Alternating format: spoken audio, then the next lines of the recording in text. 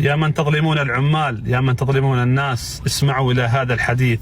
يقول الرسول صلى الله عليه وسلم: قال الله تعالى: ثلاثة أنا خصمهم يوم القيامة: رجل أعطى بي ثم غدر، ورجل باع حرا فأكل ثمنه، ورجل استأجر أجيرا فاستوفى منه ولم يعطه أجره.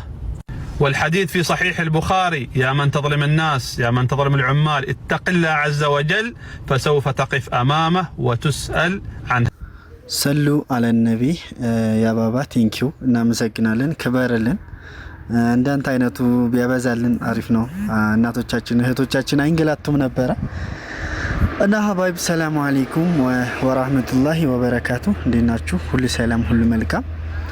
ክርስቲያን ወገኖቼ በያላችሁበት ሰላምታ ይድረሳችሁ። ሁላችሁም ላይክ ሼር እያደረጋችሁ ስለምታበረታቱኝ ሁሉ አመሰግናለሁ።